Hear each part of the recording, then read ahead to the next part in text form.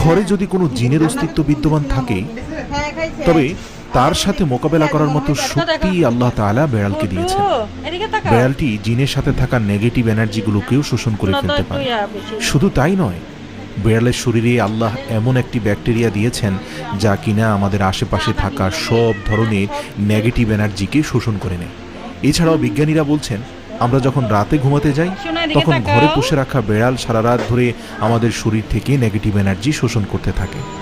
আল্লাহ রাব্বুল আলামিন বেড়ালের মাঝে কিছু বৈশিষ্ট্য দিয়েছেন, যার কারণে এমন সুন্দর একটি মাখলুক আমাদের রোজকার জীবনের অংশ হয়ে উঠেছে।